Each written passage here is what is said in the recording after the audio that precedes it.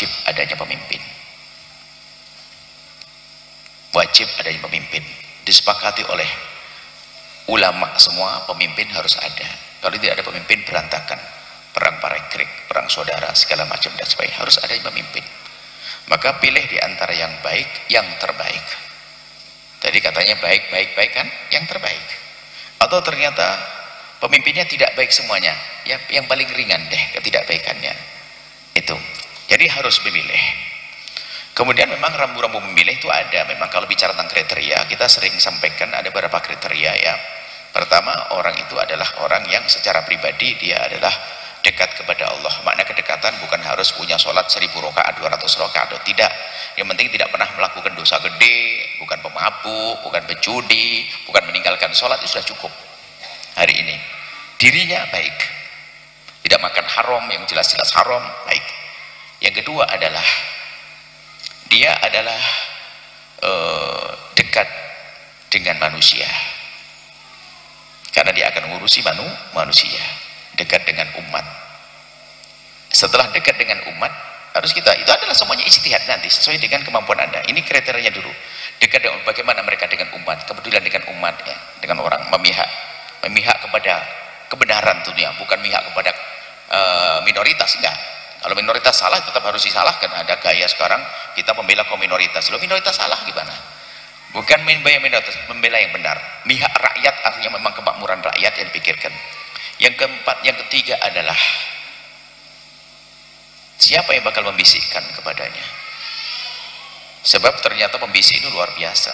Sehingga dalam kisah politik ya, dari zaman dulu tuh ternyata pengaruh yang membisikkan. Mungkin orang itu benar, tapi di saat informasi yang masuk kepadanya atau bisikan-bisikan salah, akan punya kebijakan yang salah. Ya, kalau hari ini yang membisikkan bisa saja kita maknai partai yang mendukungnya, orang-orang ada di kiri kanannya, siapa itu. Baik. Kemudian yang keempat adalah pastikan Anda waktu memilih dia itu tidak ada kepentingan pribadi. Bukan karena dia membangunkan pondok lalu kita pilih. Bukan karena dia ngasih duit. Makanya kalau ada calon bupati ngasih duit Anda itu ya sudahlah, ya jangan diterima kalau terlalu duitnya. Wah, terlanjur diterima duitnya, ya sudah tobatnya jangan dipilih dia kan gitu ya. Jadi ibaratnya jangan Anda memilih dia karena kepentingan pribadi Anda.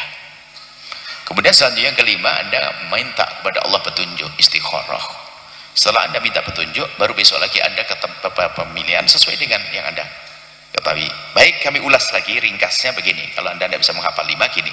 Yang jelas untuk memilih Anda harus berusaha cari tahu tentang dia. Semampu Anda. Asalkan Anda memilihnya atas dasar cari tahu, biarpun yang diinformasikan salah, yang memberikan berita bohong, itu bukan urusan Anda. Yang penting Anda mencari tahu, bertanya-tanya, mengerti, kemudian setelah itu Anda simpulkan dia yang terbaik. Kemudian setelah itu malam Anda memohon kepada Allah, bebaskan dari kepentingan pribadi.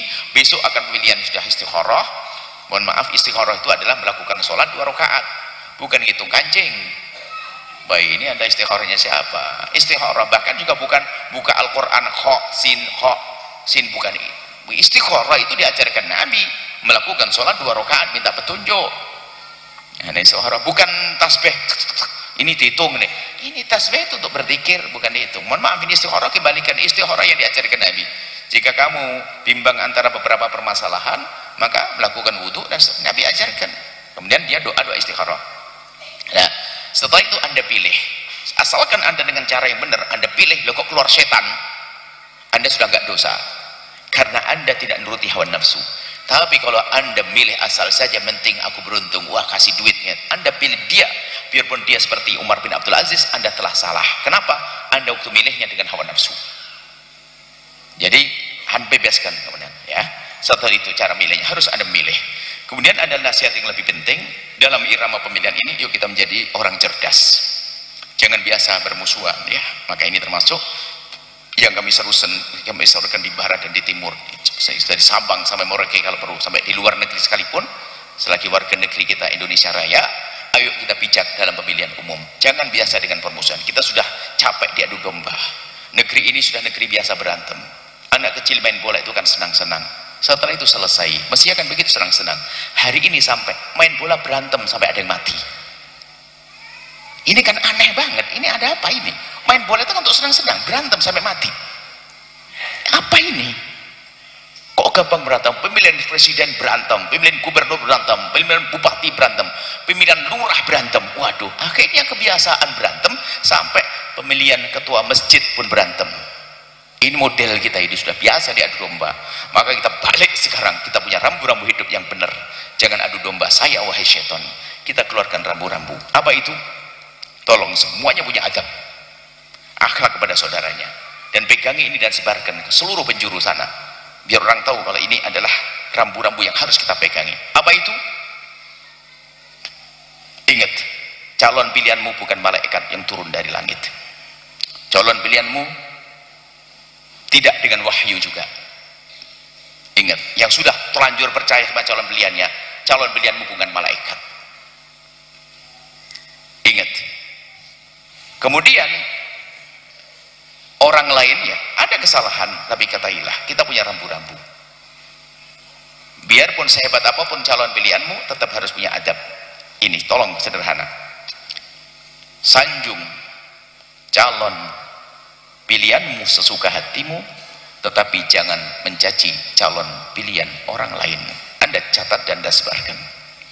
Sanjung calon pilihanmu sesuka hatimu, tapi jangan mencaci calon pilihan orang lain. Yang mencaci itu merusak. Ada mungkin kami tidak senang dengan orang mencaci itu merusak. Kami ambil dari mana ini hikmah? Hikmah ini kami ambil dari sabda Nabi SAW.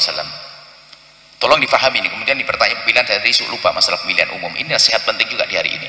Beberapa bulan lagi. Baginda Nabi pernah menyebutkan inna min akbaril kabair, termasuk dosa yang paling dosa adalah ayyal anar rajulu walidayhi, seorang anak mengutuk, mencaci bapak ibunya. Para sahabat Nabi bingung, apakah ada seorang anak mencaci bapak ibunya? Dijawab ada, yaitu seseorang yang mencaci bapak ibunya orang lain, maka orang lain itu akan membalas mencaci bapak ibunya. Ingat, calonmu itu sudah benar baik, dan Anda juga orang baik, cuman jeleknya Anda ini kok gampang nyaci orang. Akhirnya apa? Anda nggak punya rambu-rambu ini.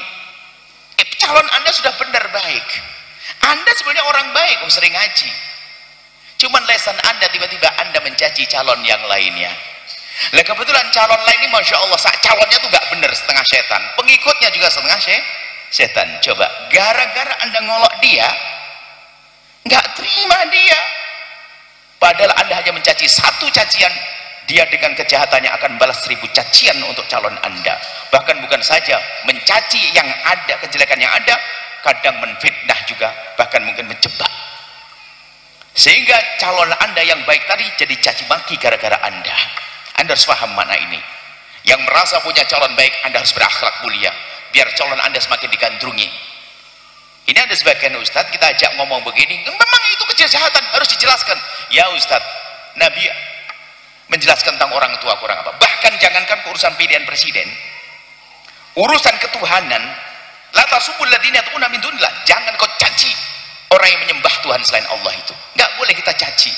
Karena kalau kita mencaci Tuhan yang disembah oleh orang itu, Tuhan-Tuhan yang mereka menyembah selain Allah, kalau kita caci Tuhannya, dia akan mencaci Tuhan kita dengan kebodohannya. Loh, apa kurang cerdas, kurang jelas ini? Masih membantah, repot ini.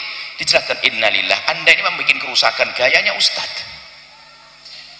Jangan mencaci. Saya tidak tertarik dengan Ustadz yang mencaci, biarpun calonnya baik, cuman ini perusak ini Ustadz. Coba ditambahkan, cukup sanjung, sebutkan program, selesai. Sebab cacian Anda itu akan menjadikan orang lain mencaci calon Anda yang baik itu, dan terus akan mencari kejelekannya. Jika seandainya semua orang pakai rambu-rambu ini, lihat, indah. Sebab gara-gara perbedaan calon ini, lihat, grup begini menjadi berkurang, grup WA berkurang, pejuang menjadi berkurang gara-gara satu beda. Anggap pejuang Al-Bajah ini, semuanya misalnya memilih calon 04, yang 106 itu suka caci maki, ribut, keluar nanti ribut. Ada calonnya ada 4 gitu ya, nanti saya nyebut 01, 02, 03 nanti jadi masalah. 04 sama 06 ada ini. Seperti itu deh, nggak perlu caci maki insya Allah. Ini rambu-rambu tolong, kalau sudah ada orang mencaci, lihat dia membuat kerusakan. Dan saya pastikan semacam ini karena apa? Nabi tidak mengajarkan demikian itu. Cuman subhanallah, soknya luar biasa, kayak calonnya itu malaikat. Saya melihat di grup-grup itu yang kami dimasukkan itu, sedih, kenapa Ustadz kok semacam ini modelnya? Cukup ini calon Anda ini benar baik, cukup Anda sebutkan programnya dan saya akan dukung, selesai. Tanpa caci wah dasar ini. Kadang-kadang menyampaikan berita yang nggak pernah terjadi, bahkan ada berita tahun berapa itu disebut lagi. Ini kan menunjukkan hawa nafsu. Oh, sampai di bawahnya itu grup dalam grup, bukan bang, itu jadi itu sudah 5 tahun yang lalu tuh, jangan naikkan lagi, malu-maluin loh. Sudah salah ini. Di antara grup itu sudah ribut sendiri gara-gara caci maki. Paham? Anda menghadiri majelis ini harus ambil ilmu ini. Kalau tidak, Anda akan bikin kerusakan. Calon yang baik akan menjadi ditinggalkan oleh hamba-hamba Allah.